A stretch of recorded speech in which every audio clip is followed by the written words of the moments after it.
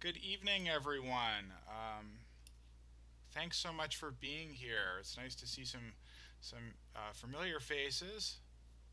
I see Tyler there, my graduate student, who's going to be our guinea pig this evening, and a few others. So I appreciate you taking the time to come and join us and work through this topic, which I think is really important right now. Um, Thank you to Silverstein Works for organizing this competition, and also for organizing the series of master classes leading up to the event. There's been a few that have gone by, and there are a few coming up. So stay tuned to see what's available to you to learn more about a variety of topics. It's a really interesting a variety of ideas out there right now. Um, so, given the opportunity to present a masterclass in advance of the competition deadline, I thought it would be really helpful to competitors to present some information I frequently share with my own studio. Given the events of the last year with the onset of the COVID-19 pandemic, the necessity for conversations about recording came to the forefront. Video conferencing software that was available through institutions was not primed for advanced level music instruction. Although some people were already good at this, most were not. We were used to teaching in person, like basically right next to the student and able to give feedback quickly. Uh, and and uh, and I miss that. But we had to make do. So what we often did was assign materials and requested recordings be submitted in advance of the lesson time, because that was really the only way that we could consistently evaluate a student's performance on materials, because of Zoom sound, and issues with latency, and all of these troubles that we encountered early in the process. So the trouble with that was that students continuously strived for a perfect take, if you will. So they ended up spending way more time and energy on their weekly lesson materials and didn't really, they missed the point of the assignment, if you will. So I thought it was really important that we talk about self recording and how to constructively listen to oneself. I also reflect upon my time as a student and the regular advice that I received over the course of 3 degree programs from my wonderful, knowledgeable, accomplished teachers. I did not necessarily heed that advice as I should have. That just sort of is what it is. Um, Quote, record yourself. You'll learn more from that than you will from these lessons. End quote. Dr. Stephanie Zelnick, professor of clarinet at the University of Kansas. So sometimes I recorded myself, but I didn't do it nearly enough. You should probably do it at least once a week. Some say to do it every day, which it's helpful to some, but it should be regular. Um, so I, as a teacher, have decided that I needed to ensure my students really did this on a regular basis. So they actually have every other week assignments, and we have a discussion board that I run through a learning management system called Canvas, and they have to comment on their own recording and then like 5 colleagues' recordings. And they get a certain number of points for each thing. I noticed I had one student who really hated it so much that she would like do the 5 comments for her colleagues, and then she would just like opt out of her own. So I adjusted the rubric so that it was weighted towards the self-recording assessment, so that they couldn't get more than half credit. That was just one strategy. It's kind of funny. People really do not like to do this kind of confrontation of themselves through a recorded artifact. So I spend time with my students discussing what we hear and how to best use this information. So I just want to share a couple tips, and then I am going to walk through this process with my brave graduate student here, Tyler Tasjon. He's a second-year master student, and he is preparing Stravinsky three pieces and a couple other big pieces for his graduate recital coming up here in a couple weeks. So he's gonna walk through this with us. So you can see it in action. If anyone else gets brave and wants to quick send in a recording, I'd be happy to work with you, work through it with you with this process. Or if you want to play live, even that's fine. So here are my tips, and I really wish I had these when I was a student. So I think it'll really help you. So first thing, listen multiple times to short durations of music. If you listen to the 13-minute long first movement of the Mozart Clarinet Concerto, the likelihood of you remembering what happened in the 7th or 8th measure of the exposition in great detail is highly unlikely. Rather, use use the first 50 measures or something, because you're just not going to catch everything the first time. The more you listen, the more you hear. Although it is noble to think that one could hear everything as it comes across on the other side of the instrument, it's just not true. It's not possible, because we're so wrapped up in, you got to subdivide, you've got to play with a beautiful sound, you have to play in tune. How are you counting? Wait a minute, what happened? Oops, I squeaked. And then then you have to regroup and go on. So you're not actually hearing things as they happen in real time as completely as as an analytical listener, like a clarinet teacher or a conductor or someone on an audition panel is going to hear you. So the recording doesn't lie. It shows you everything. Now, you could either take the emotional approach of listening to it, and I've heard it all with students. I think my favorite was like, oh my, it sounds so bad. I have had students say that was really their first inclination. It was it was traumatic to them to listen to it, because they just did not like what they heard at all. So you have to get past that, and that's where I think it's really important to remain objective. Now, if you have an inventory of things that you need to address when you listen to an artifact recording, then you're in good shape, because you're just going through a checklist, right? So I like to say, when you listen to the recording, 30 seconds, a minute, however long it is that you're listening for, you have to take your musical inventory. And I'm just going to paste these in the chat box just as a quick checklist. And you'll notice that pretty much everything's about what's on the page except for the last question, because I do believe that we have to be true to the score as musicians. So we have to take care of all this, stuff that's on the page. And then the last thing is your individual personality or your musicianship. That's also, of course, important.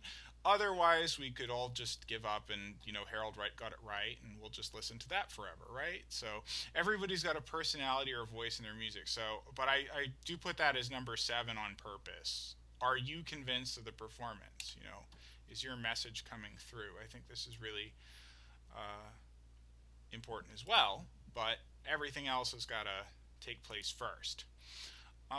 Also, many of you may be preparing for a competition, a virtual recital, an audition preparation tape, or any other type of artifact recording that you've got to send in to be evaluated by someone else. And I know that over the course of the last year, everybody's really upped their game in terms of their knowledge of technology, the equipment that you're using, all that kind of stuff. But if you talk to a sound engineer about this, they're going to stress that 85% of the quality of the recording is dictated by the space that you record in. So, is it a quiet space? Does it have a pleasant acoustic? All those sorts of things. Although you can add in some resonance and things like that later, um, they do sound a little, they do sound, you can identify them as sounding canned. It doesn't sound bad, it does sound artificial. Versus if you have a nice space, we're blessed at the institution I teach at by having a beautiful recital hall, and people travel significant distances to make recordings in there because it's nicer than the spaces that they have available to them. So so I use that for the couple of recordings that I've made, and this is a really nice sound. And one other recording I made was like an attic somewhere in a studio engineered kind of environment, and it sounds good, but it's not quite as good as if you're in a beautiful recital hall space. So I'm convinced that it's just important to find that great space if it's at all possible. If you're not like locked down and like all quarantined and stuff like that, like we were about a year ago. And the other 15% is the equipment. Do get high quality equipment, and there's inexpensive high quality equipment available now. Um, it's really pretty incredible what you can do with an iPhone and like a little Zoom IQ6, IQ7 kind of recorder.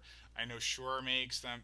Different companies are making these sorts of things that you can plug into a smartphone to make a pretty high quality recording.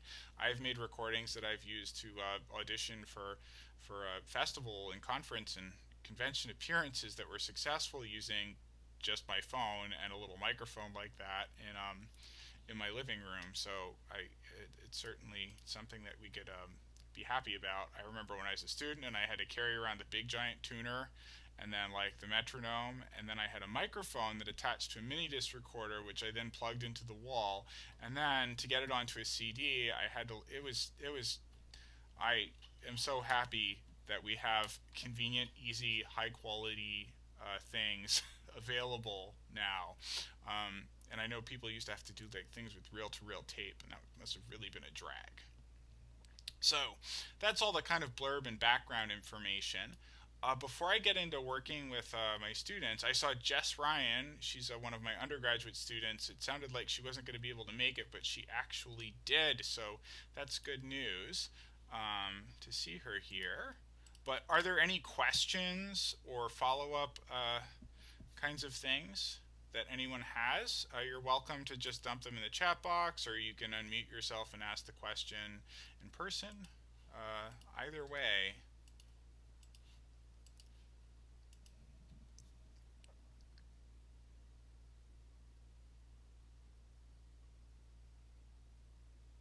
All right, very quiet, so on with it. So I am going to ask for volunteers. So uh, Tyler or Jess, who wants to go first? Actually, Tyler, you have to go first because I have to download Jess's file now. Okay, sounds good. All right, but I can't do two things at once, so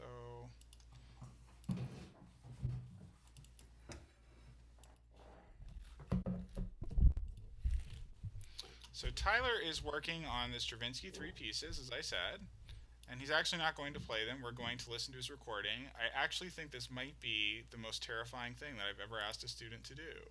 Yes. So Tyler is a brave soul.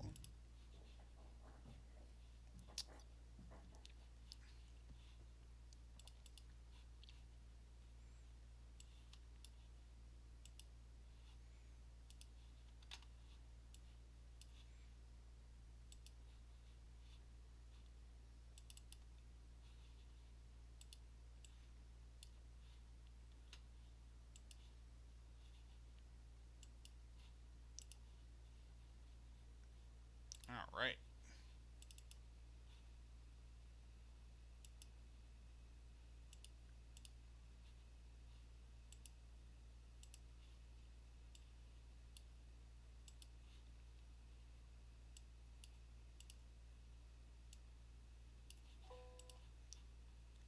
here we go.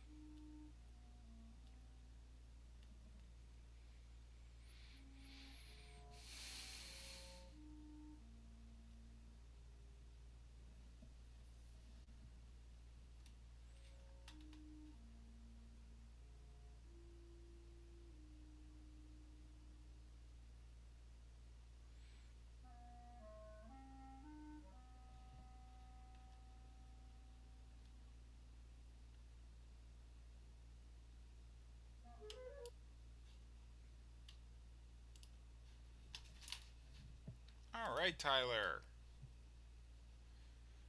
As I said, we don't want to listen to too much music at once because we'll forget about most of what happened. So Stravinsky's pretty good.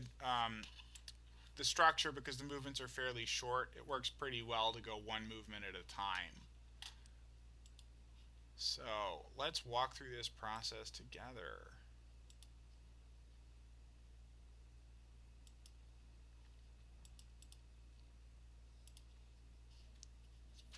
So what did you notice, Tyler?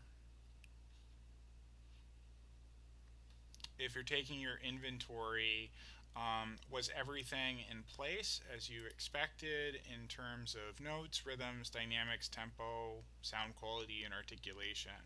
Were those things taken care of? I think I was a lot softer than I thought.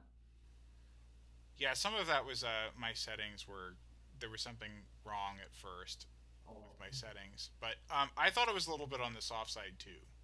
okay. But I'm going to turn the volume way up. I think for I am still not that tech savvy apparently.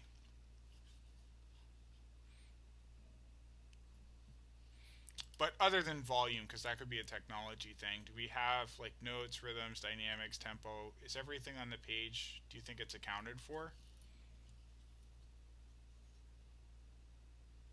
I think everything on the page is accounted for. I'd say yes. Okay, I disagree. Oh no. There was one thing in particular that I didn't hear you do. Um, so could you review the terms at the two measures before the end of the movement? You did half of it. You didn't do the other half. What does it mean? So I'm a little louder and then I go a little faster. Yeah, exactly. The latter part didn't happen to my ear. It seemed about the same tempo to me.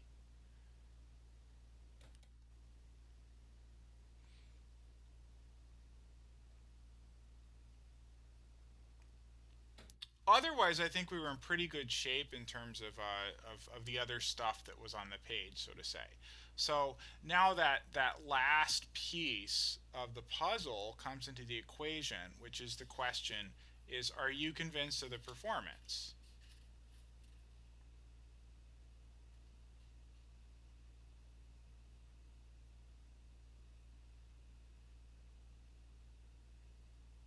I I would think so. I kind of liked it. Okay, great. What did you like about it? Um, I think for when I keep playing this, I keep trying to like so it says sempre piano, so trying to say stay around the same dynamic the whole time, but also trying to like bring out musical phrases. I think I'm doing better with. Yes, I agree. I think that you stayed in that the range of always soft and very tranquil. I think you did a good job with that. One stylistic thing that I would encourage you to contemplate is, this is to be Stravinsky's interpretation of jazz. The story goes he heard Sidney Bechet play on the street or something in Paris, and this is sort of his recollection of that sound world, but through his compositional language. I think that your grace notes should be generally closer to what follows them stylistically. And that's my general comment for this movement. Sometimes they're a little on the long side and not in the kind of quasi jazz sort of language.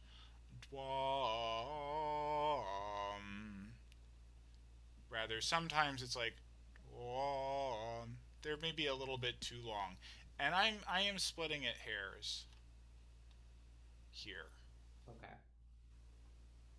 So that's food for thought. All right. So the first movement's usually pretty easy to get past. So we'll go on to that second movement now, and I have turned the volume way up. So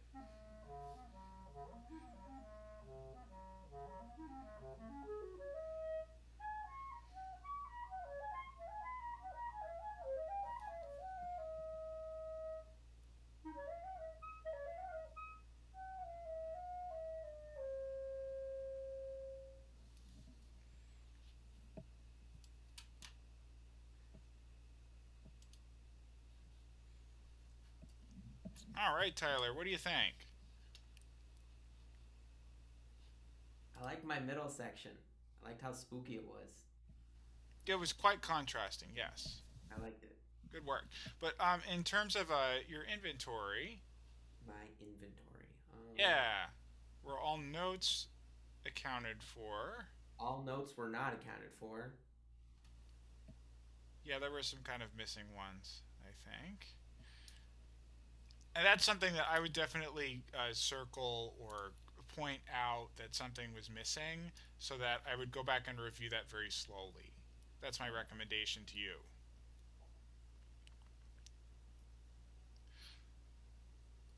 You want to make sure that you are hearing everything cleanly, clearly, and completely. And I think listening to the other side of the instrument is best done slowly. Um, how about rhythms?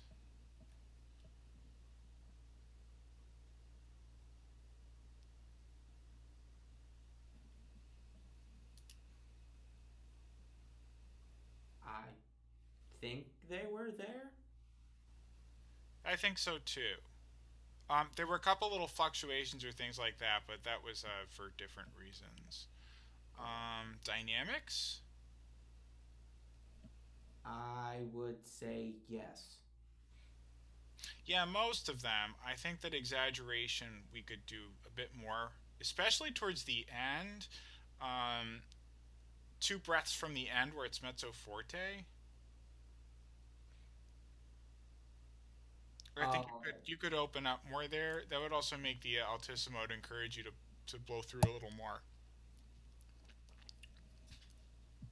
which will help with all those tricky intervals.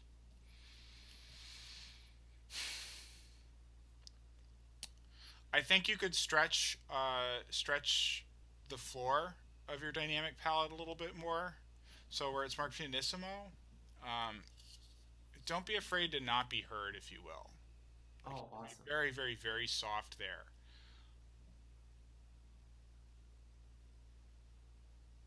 In unaccompanied clarinet, you can use that palette, that aspect of our dynamic palette, really to your advantage. You know, like if you're playing with piano, there's the consideration of having to be heard over um, a 9 foot grand or something, so you can't play quite as soft. But here, you know, you're unaccompanied and take advantage of that texture.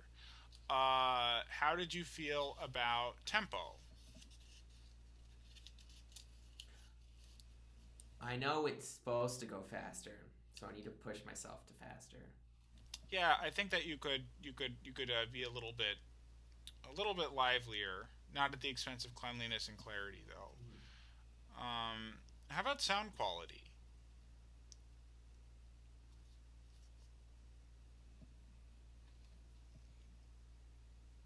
I believe if I remember to keep blowing through my altismo notes, I think it would improve more. Yeah, that's where it was kind of a little rocky, I think. Some of the response and things like that, it sounded like you were nervous about the high notes to me.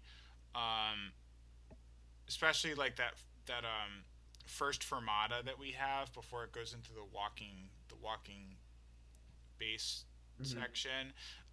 That didn't have a fermata on it. That just sort of it just sort of tuckered out there. If I were you, I would pretend that there's a crescendo to that note. Even Okay. though Stravinsky doesn't write one, Hmm. we're obviously going there musically, right? It's the first fermata. We're sustaining yada ya yep yep, and then a total sudden change in character. Okay.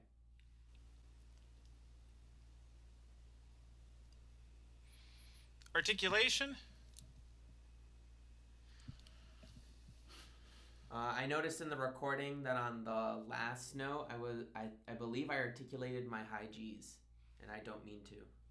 Yeah, I think that's actually you may not actually be articulating them, but your fingers are maybe not smooth. Okay. You know, your approach needs to be gentle and precise regardless of the width of the interval. And that's really important.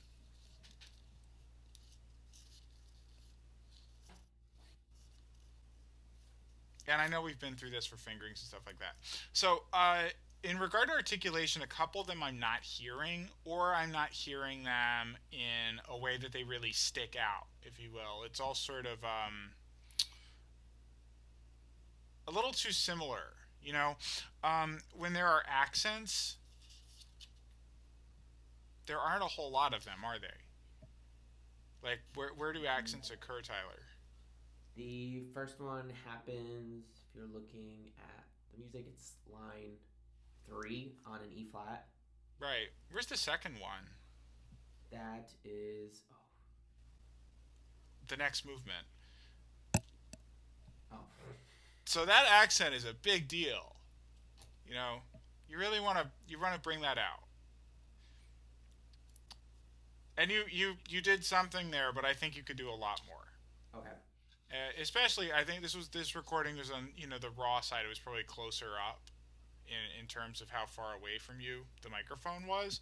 So if you aren't hearing it this close up very clearly, then what's the likelihood that it's projecting out in the hall? Not very likely. Yeah, exactly. So be thinking along those lines. What is the listener 250 feet away in a average size recital hall? What are they experiencing? Did they really are they going to be able to write down that accent that you played if they were doing melodic dictation? They might write something there, but they'd be kind of like, I'm not sure if that was an accent. Make it very obvious. I also think that the articulations in the middle section, don't be afraid of exaggerating the staccatos. But they are the conclusion, right?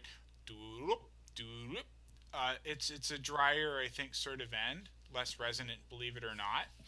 Um, and there is a single Stravinsky wedge, which, if you look it up in a dictionary, and this sixth line of music, and I'm looking at the IMSLP edition, but there's a single note with a wedge, Mm-hmm. so that's also a big deal in Stravinsky when he chooses a particular articulation. You really want to make sure that those things are obvious. And now that we've gone through our 6 major points, are you convinced of the performance?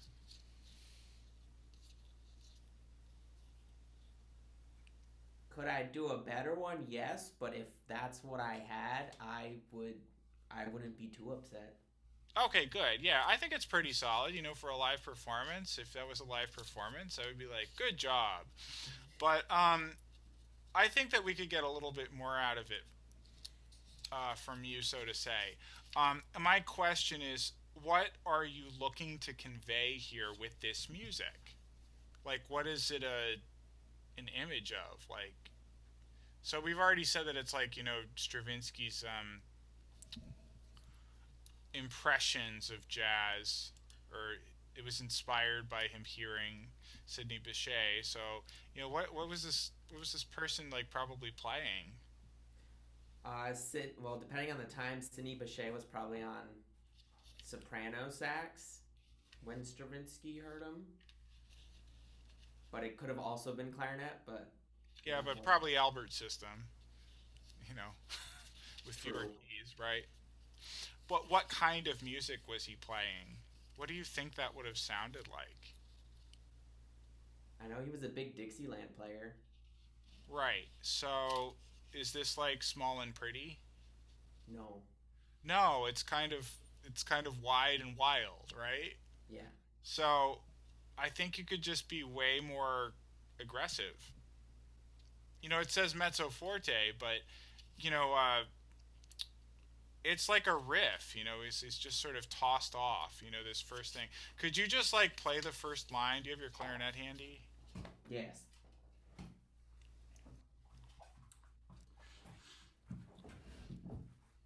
And the first thing I'm going to do is, because you're trying something new, I forgive any note errors that you may make. Yay. But I just want you to play it like it's like the craziest like improvised riff like ever. Okay.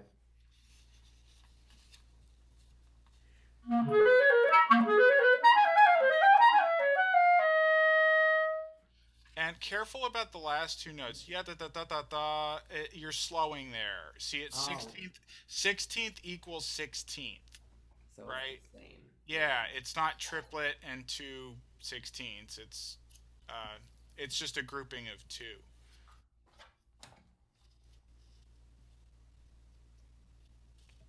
Lots of people do that, but he does say at the beginning not to do that. So it's Stravinsky speaking to us from the grave. All right, so try that one more time. Crazy riff. Okay.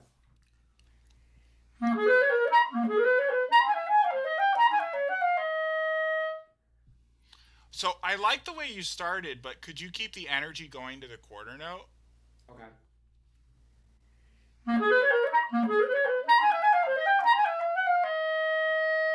Yeah, and I don't care that you made a mistake because you were trying something different. Now that's a musical law, right? Short notes lead to long notes. So we want to make sure that we're not doing like an involuntary diminuendo as we approach that long note. My suggestion to you is to take this sort of approach with the rest of this movement. Although it is written, it shouldn't sound like it's written. Especially the outer sections with all the 30-second notes. I think they have to have that kind of improvised feel to them. And we have to listen to your third movement too, because Oh, that's the yay. rules. All right, cue this up.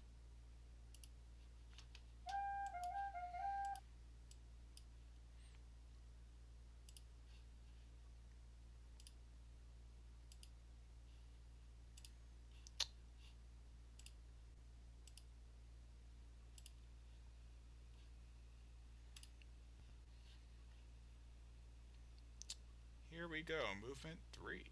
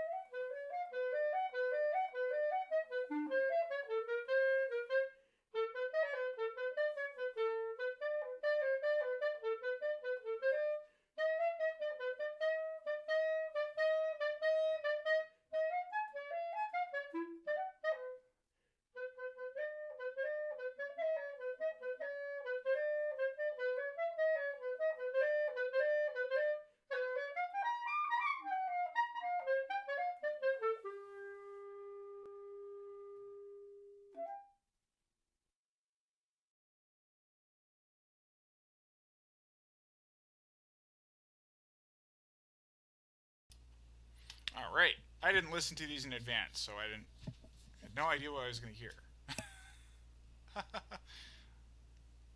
All right, so um, same process. That was not my favorite. A lot. So, in inventory, um, Well, so the first thing is was you were you had your emotional reaction to, oh, I didn't like what I heard very much. So uh, so that was I yeah, went out you're past that now. So now yeah. let's get to being objective. You Okay. also do have to like acknowledge that sometimes you're like, oh, I wasn't happy with that, and that's fine. But now move to the next step, which is just taking care of business. Got it. So notes, I still had some wrong notes. Rhythms, I know in the middle section I heard it. I think I got mixed up between my 30 seconds and 16ths somewhere. It got well. At least I heard it. So Yeah, so if I were you, I would go back and listen to this again because yeah. you say somewhere you're not entirely sure. That goes back to what I always say is it's like listening to it multiple times is sometimes you'll get everything you need in one listen, but that's going to be few and far between because there's a lot of information on the page, and if you're going to account for all of it, Hmm. um, taking that sort of single-minded focus is really helpful. I don't want to listen to it 7 times in the class, but just as a that's an example Okay.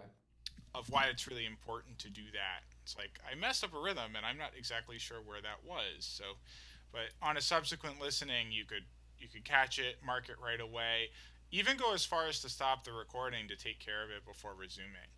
I Okay. think that's a good strategy. We don't have to listen to everything from beginning to end to get the most out of it. So that's something to be careful about. Go back and review that Okay. later. How about dynamics? Um,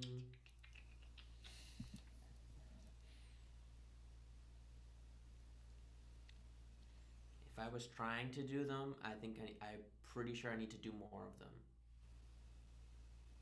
I think you're observing them, but sometimes the ones that have the like subito crescendo, they kind of Hmm. tucker out. Okay. We never really quite get to the goal. Um,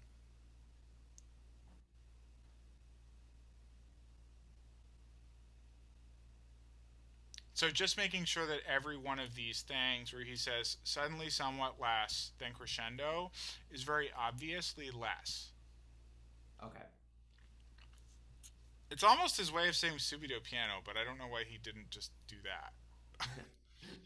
He wanted to make you think more, right? Yeah, that's what I'm getting So at. I don't think it's a bad idea in cases like that, even though it's Stravinsky and you're supposed to, really be dedicated to what's on the page. So give yourself a target dynamic. Say it's going to be piano, mezzo piano. Make those decisions for yourself. That's going to contribute to category 7 because you through making these decisions and communicating them through your playing, you'll be a more convincing performer. Tempo? I don't think right now I should go any faster, That's fine. Yeah.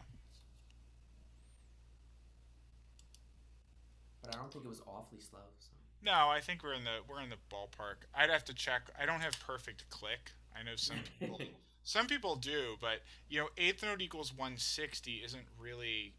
I think we see 160 and we don't realize that eighth note equals 160 is really quarter note equals 80.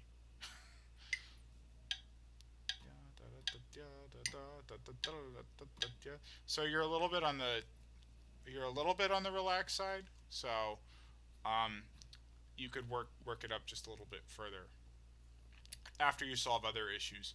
yeah, Um, how about sound quality?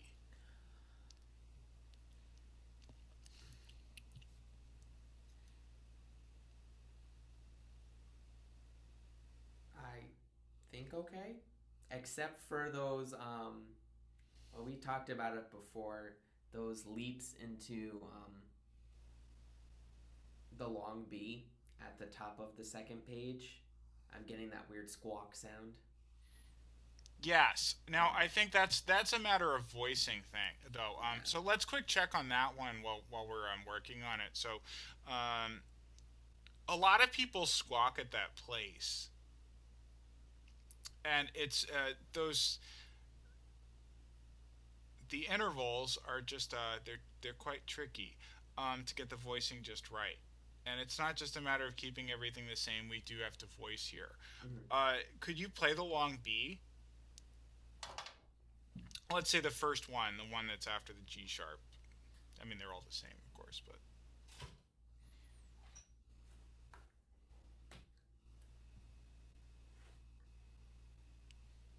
Just play a long B. yeah, I think that when you're dealing with issues of voicing, work backwards. It's so helpful because Okay. that's where the issue is, right? It's getting that note to speak in the right register with the right quality, right volume, and all that stuff. So let's just say we're playing that one staccato B. So you know how to play a B, right? The problem is getting from G sharp to that note. So let's just add the note before. Right, so what do you have to do to get that B to work that way? I wrote my circle above it, so I have to think more open for me. Right, so you don't want to squeeze or anything like that, or let there be any motion in your jaw when you articulate, right? Steady and stable.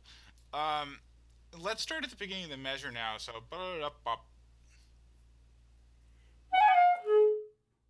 okay, could we make sure that the long B isn't unintentionally softer or apologetic? Okay. There, yes. Um, now we have the voicing of the B. Great. Let's see if we can add a couple more notes and get to the next B. Okay. Awesome. Okay.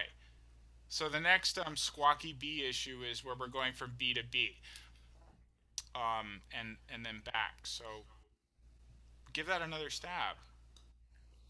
Just on the BBB. Why don't you start where you've been starting and Oh, go okay. that far to the next? So past a breath to the next breath. Okay.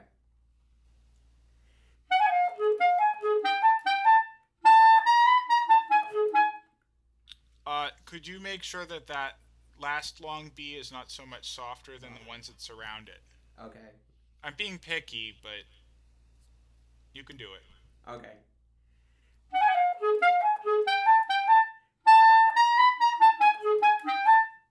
Okay. Quick question. So, in the 3/4 bar there, does that A sharp, does the staccato marking apply to the end of note or the beginning? The first A sharp. Yeah. The ending. Yeah, don't let it bleed into the beginning then. Ah. Okay. And then after that, after the breath, there's two staccato notes under a slur, right? Yes. What articulation is that? That's the port. Oh no. Yes, Wait. portato. Protato. Yes, that one. Yeah. What does that mean? So that's more like I know it's more like a string term, like the bow makes me think of it. So for in Is it? clarinet land, I say you're only going to be concerned with the beginning of the note, not the end of the note. Okay. That's the way that I look at it. Okay. Uh, and then you have staccato following afterwards. Um, so that's my magic fix for squawking long Bs is to isolate them and then work backwards into them so you get the voicing. Because everybody knows how to play a long B. It's just in context. Uh, sometimes things like that come up. Without covering everything, in the interest of time, because I want to hear some of Jess's performance. Um, we actually just covered articulation. That's actually your weakest spot right now in terms of what I'm seeing on the page. I'm Mm-hmm. not getting all the variety. So take it down to a snail's pace. Make sure every accent's there, every staccato is observed as he intended. Some of them are like at the beginning of notes. Some of them are only at the end. Make sure that when there is something different, in the case of the staccatissimo marking that occurs only a couple times, that you make Mm-hmm. a big deal out of that Okay. because there's only like a little more than half a dozen of those, maybe. And you just got to relax and play the end. I feel like you see that everyone freaks out there. It's nasty looking, but it's not as I think if you just relax and do it goes better. Okay. Uh, the last measure, I like how much time you're spending on the fermata. Most people rush through that, so I appreciate that.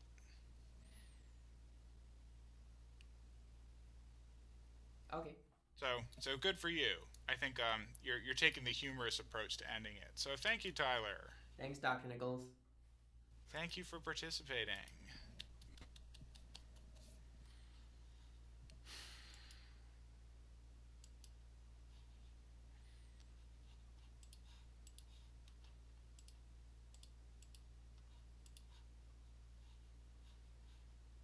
All right, Jess, it's your turn. Please say hello, Jess. Hi. All right.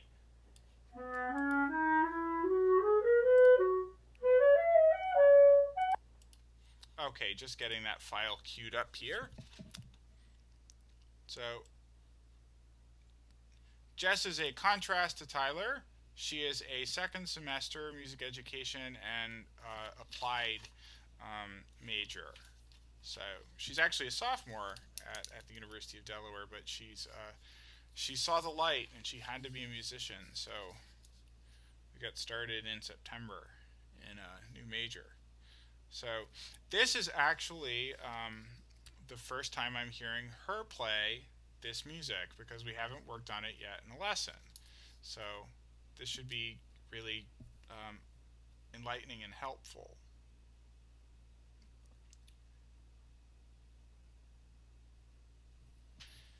Here we go.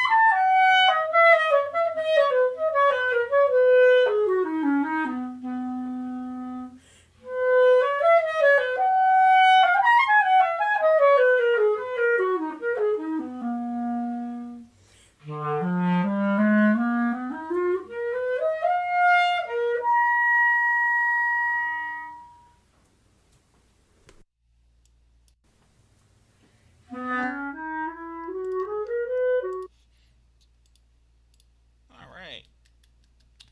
Thank you, Jess, for sharing that. So, all right, we got to do our inventory. And you're not quite as far along in this process as Yeah. Tyler is because you started getting into this as a new piece for you Mhm. because we've been primarily working on a Stamitz concerto before. So, however, recording yourself this early in the process is really, really, really helpful because you're going to notice stuff right away. So, um, were there any issues with notes? For the most part, no.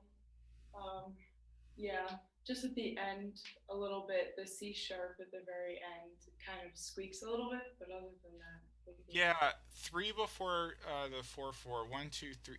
You're ascending, so I think you played something other than an F sharp there. Okay. So be careful about that. Mhm. And of course, that has to be on the left hand, right? Yeah. Rhythms.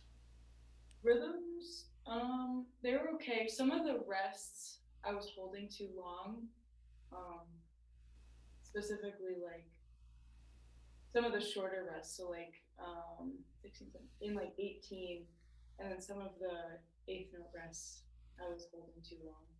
Yeah, and it's important that you notice that at this stage in the game because this is in counterpoint with the piano.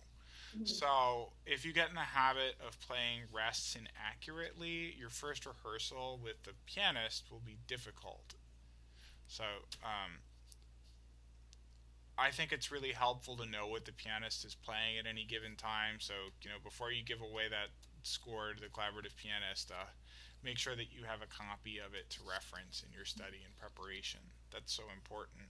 Um, you shouldn't always need to do this, but sometimes I think it's really helpful to write in a couple little cues if you need a reminder about how a phrase begins during a rest. rather than relying purely on one and two and or counting or something like that, which we also do, but counting and listening must happen concurrently. How about dynamics? I like my dynamics in it. I could always do more dynamic contrast, but for this stage, I think it was pretty good. Yeah, you're observing things, so that's good. We'll get into shaping more later. That's that's category 7 because we have to take care of categories 1 through 6 first. Tempo? Tempo is definitely under tempo, so I definitely want to get it up, and then just consistently. I think I slowed down a little bit in around 23 with those eighth notes. And then at the end, I would like to kind of smooth out the ritardando rather than what I did. Yeah, I think that's important. Just to note those details right now. I think smoothing out or making the eighth notes more even that will come with more familiarity. I would recommend that some of your practice be done without articulation to make sure that you've ironed out difficult fingerings, um, and because it's easy to mask things with articulations and things like that. So great. Um, Also, I seldom hear this played at 84, just so you know that. Okay. Um, and he does say in the vicinity of that. He doesn't say has to be, you know. So it's okay to be a little bit more on the relaxed side, and that's how I usually hear it performed, and that's how I've chosen to usually perform it myself. Maybe in the 78 to 80 category. Rumor has it 4 beats per minute is not perceptible by the human ear unless it's like highly trained. Sound quality. For the most part, pretty good. The A's in 13 and then, yeah, 12 and 13, I always feel like they pop out.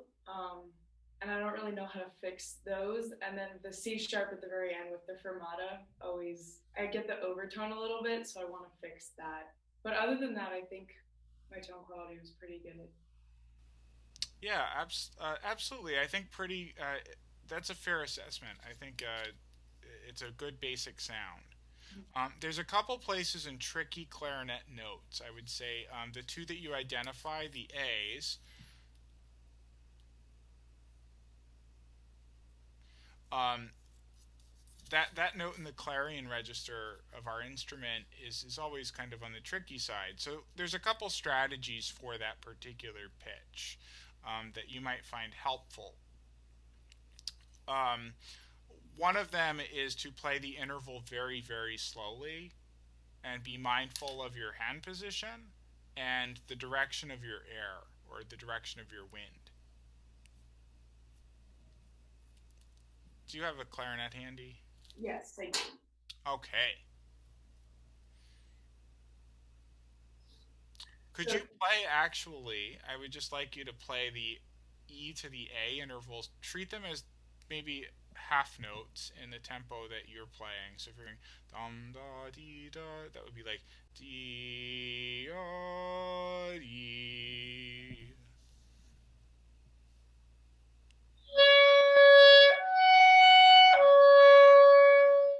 So on the way up, there is something that is not quite smooth, right? yeah.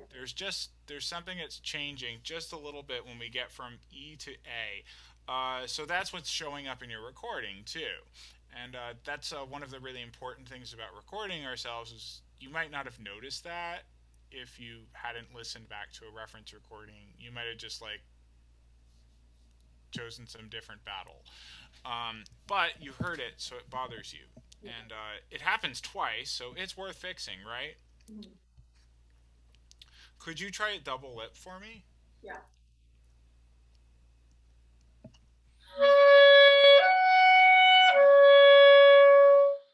So by playing double lip, it actually fixed it, didn't it? Yeah, Right? My question is, what was different?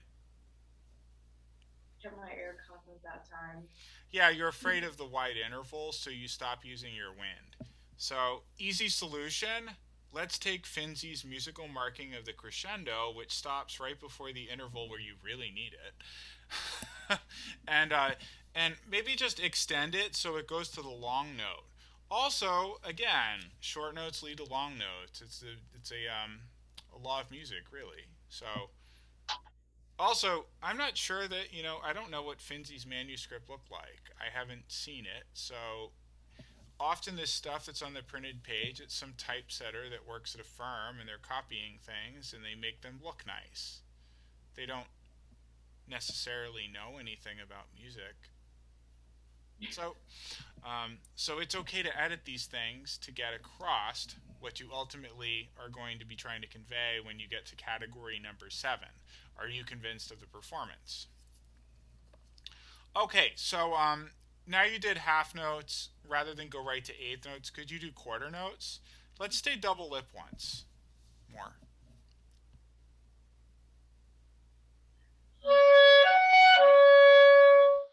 Yeah, now ya da dum.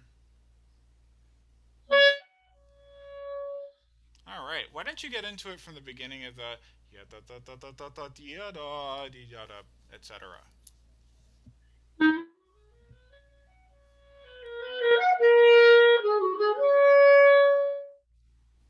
Okay, so the first interval, I think that was your smoothest rendition of that one. The C sharp to A actually wasn't too bad either. Okay. Chances are you were doing the same thing there. Yeah. It's all about the air. Careful about rhythm though. In that on the C sharp coming out of it, I don't think that was quite accurate. Yet da da da da da da dum. So you have to be careful about category 2 there. Play it Okay. again.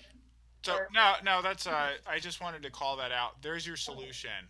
Double lip is so important, and making sure that you're really using your wind as you approach wide intervals. It was probably some combination of you squeezing a little bit and using less air. mhm. We see wide intervals and we always want to do the opposite of what we really need to do to be successful as clarinetists. Okay, now let's get on to some of these C sharps, because that was the other thing that I think kind of stuck out. Mhm. Um, I'm getting ahead of myself. Articulation, are all those accounted for? Yeah, probably not. Yeah, this one has it has an interesting marking of the tenuto under the slur, right? Yeah. So I guess the question is, how is that different from a tenuto? Um, and I don't have a concrete, perfect answer. This is just my idea or how I've treated it. It is articulated. I feel like the slur, though, really shows you the contour of the line. Okay. But there might be something a little bit different about ones that are under slurs. So, do you have rehearsal numbers or only measure numbers? Um, I have I have both. Okay, great. So before one, two, three, those they don't fall under a slur. So perhaps they're a little bit more spaced. Okay. Just a hair. Okay. Or broader or something like that. Okay. I would like to hear your accents come out more as well. Okay.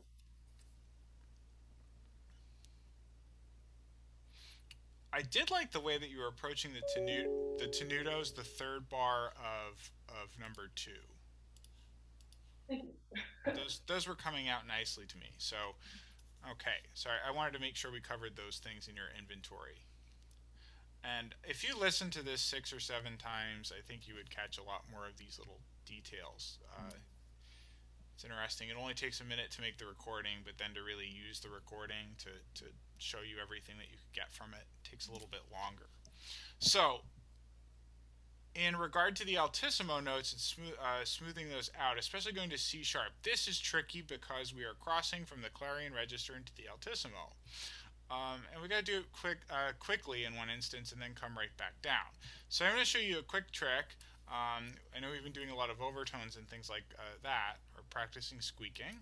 So I'm actually going to ask you to play after number two. I have the older edition, sorry. It's 1, 2, 3, 4, 5, the sixth measure there, where you go from G sharp to C sharp. I actually want you to use the fake fingering, like you're intentionally squeaking on a front F sharp. Okay. Could you just try that there? Just from start from the downbeat and use that fake fingering.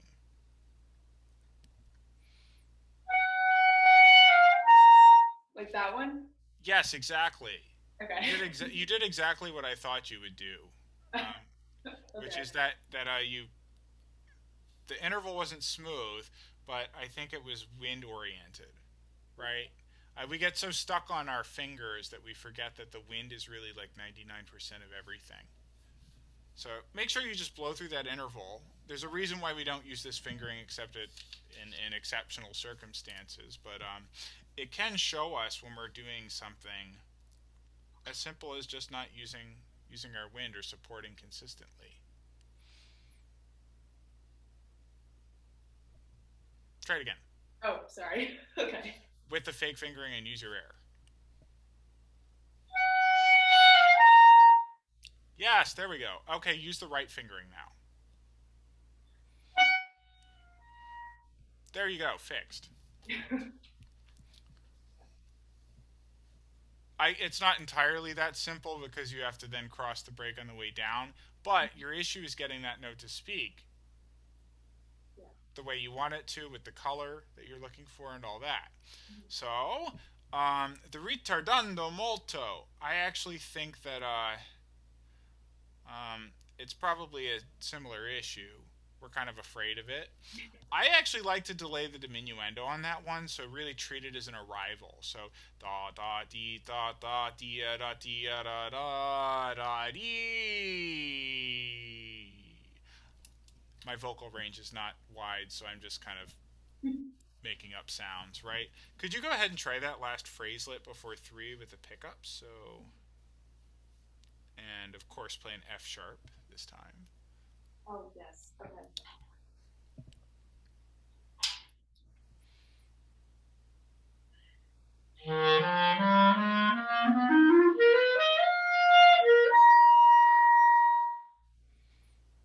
All right. I actually think that was pretty nice. Yeah, Um, that's better than I've played it before, so. my question is of ritardando molto. What does that mean? I'm not entirely sure what molto means. Ritardando is definitely slow down, but I think molto is like exaggerated even more so. Yeah, it's like a superlative. Okay. So you need to do a whole lot more. In other words, Okay. so you can really put on the brakes. Yum bum bum bum bum bia da da da da da dee. One more time.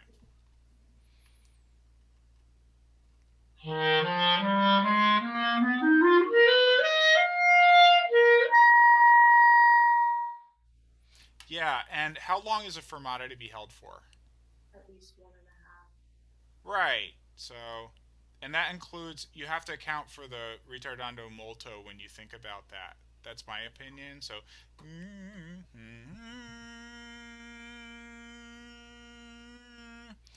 and then there's another three beats at the poco meno moso. Mm-hmm. So, quite a bit longer than you played. Yeah. Try it again, you'll get it. Yeah.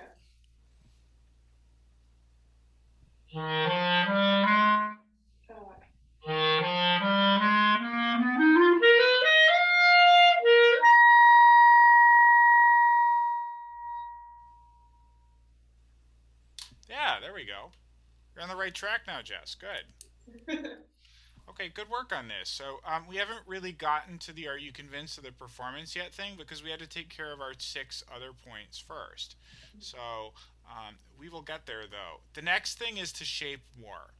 I like to describe Finzi as a very organic 20th century composer. Um, so he gives you information on the page, but it's not everything. Whereas some composers will show you everywhere they want you to get louder and everywhere they want you to get softer, and like the note length of everything and the way that it should be started and finished. That does happen. There are composers who write that way. They're very, very detailed in their notation. It's almost hard to play their music because there's like nothing left to the imagination. You feel like you're supposed to be a finale, like rendition of it, like it's notation software or something. So my words of advice to you is, of course, take care of what's on the page, but look for the contouring.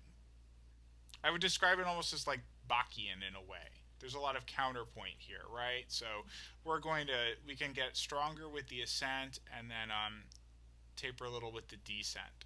And that kind of shaping works really well in this style of writing. And at your next lesson, we'll get into the middle section. And I know you've looked at the end too, so there's more to be done. But thanks so much for participating. Jess.